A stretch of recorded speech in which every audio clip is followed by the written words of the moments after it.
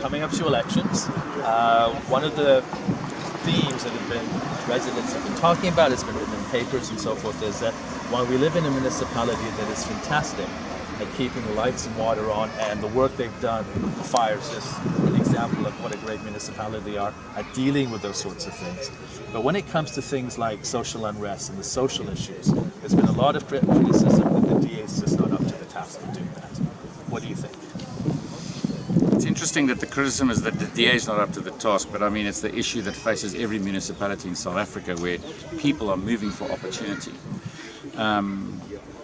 Whose responsibility is when someone comes here to look for opportunity and sets up a structure, and now suddenly the local taxpayers must sort it out. Because you're saying it's the DA, and of course that's the political management, but who in fact at the end of the day, it's the local taxpayer. And yes, I suppose we must maybe stand up and say, yes, fine, we're open to criticism, but quite frankly, when you ask me that question, I say to myself, well, you've got a choice in South Africa, Go and have a look at what the ANC have done and go and have a look at the DA does, and I promise you in a DA municipality it's better than an ANC municipality.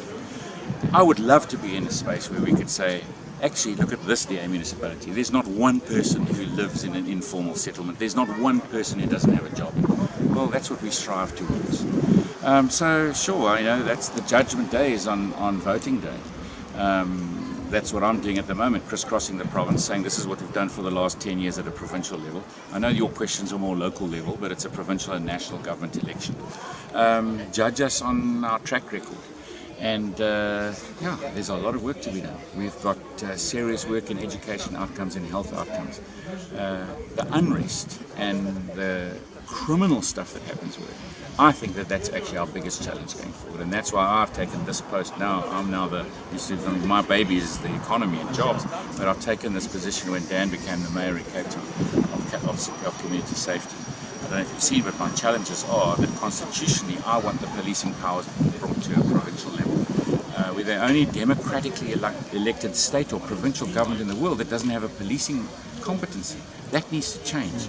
The discussion I had with the mayor this morning are issues around security, of which the mayor's hands are tied. So I understand the voters need someone to blame, and they like to blame the guy closest to you, your councillor, or political party right there. There are a lot of areas and it's complex. A lot of spaces around criminology, about the criminal system, the criminal justice system, how it works at local authority level and who takes responsibility for what. And I think that we've got the most amazing constitution, but there were some decisions made when it was formed for various reasons, of which the one I supported then, that policing happens at a national level, because at that stage, remember, KZN was politically divided and really had a big fight on it. We had a big internal civil war almost on our hands, and you couldn't hand policing power to someone in that political race. So, but now we've moved on, and now we need to, as our constitution says, devolve power to lower or closer to the people. That's what I'll be fighting for. That's what I think we really need to get grips on next. Crime is something, and crime and lawlessness, they all go together. Murder on the one side, rape, all of these real heinous crimes on this side, but it starts with littering and telling the truth. And then all the stuff in between, right in the very middle, is corruption. So I think we've got a lot of work to do as a nation. I'd like to be part of a process of saying, how do we change this to become a nation that abides by the law of laws? So again, behavioural change with the carrot and the stick.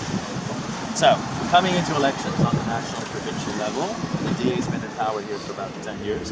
Why should voters in this province continue to vote? Well, I think the record is there. The Premier will be giving our sort of 10 years in government at the State of the Province address now when we open Parliament. In every indicator you can see the DA delivers better and way better than any other province run by the ANC. And those not only by our own indicators, those are by the national indicators. So across all of those indicators, the one indicator that bothers me is the crime one, but we don't have the lever. The other one that we've got a lot of work to do is education.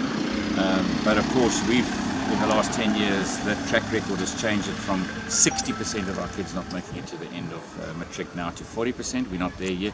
I think best job opportunities are in this province, best job creation in this province, best business confidence levels in this province, but we've got a lot more to go. We're at 20% unemployment rate, it's still way too high. But I do believe that if you judge the merits of the case and say, well, who would you prefer to actually take us to the next level again, I have got no doubt that it's the DA that can do it in the Western Cape. Thank you, and good luck in the next few months. Thank you.